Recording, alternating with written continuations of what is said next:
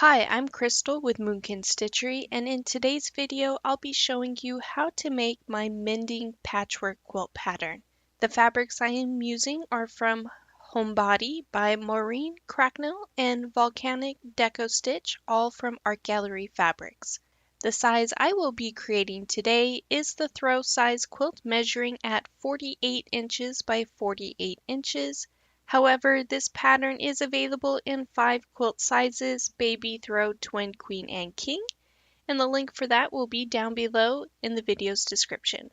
Mending Patchwork is a versatile pattern as you can use either a 10-inch square bundle or 2.5-inch strips. For the throw size quilt, you will need 36 10-inch squares or 36 2.5-inch strips, plus a half a yard of accent fabric.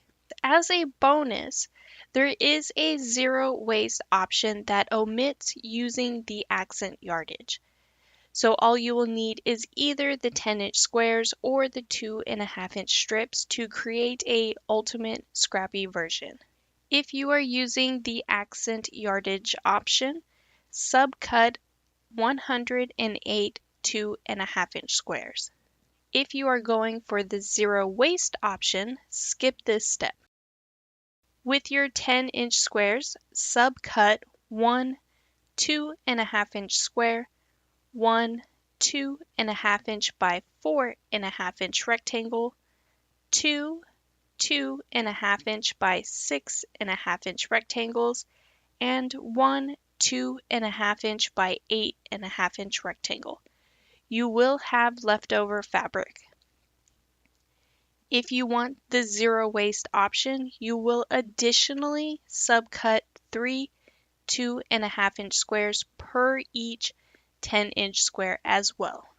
Then for the 2.5-inch strips option, you repeat the same thing, which is one 2.5-inch square, one 2.5-inch by 4.5-inch rectangle, two 2.5-inch by 6.5-inch rectangles, and one 2.5-inch by 8.5-inch rectangle.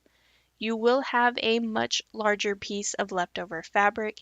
And once again, if you are going for that zero waste option, you will additionally subcut 3 2.5-inch squares from each strip as well. Now it is time to build a quilt block.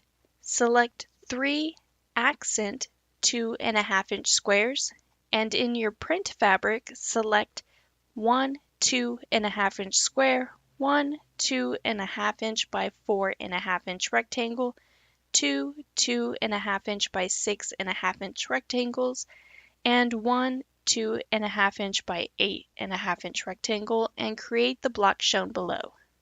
Working from the bottom of the block to the top, first sew the 2.5-inch accent square on the right side of the print 2.5-inch by 6.5-inch rectangle.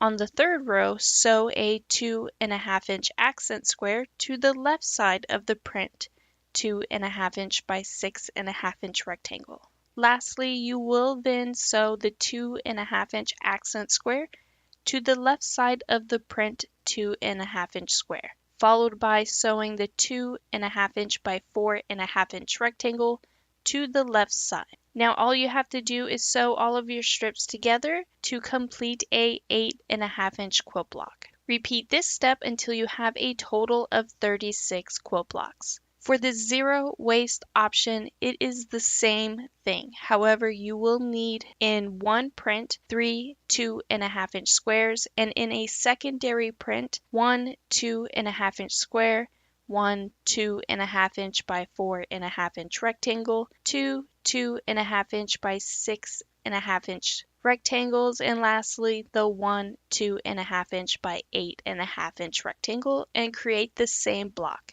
Working from the bottom to the top of the block, sew the 2.5-inch square to the right side of the 2.5-inch by 6.5-inch rectangle.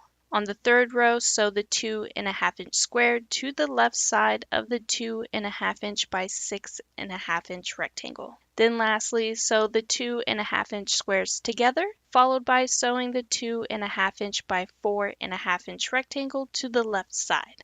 Then all you have to do is sew all those rows together to complete a 8.5-inch quilt block.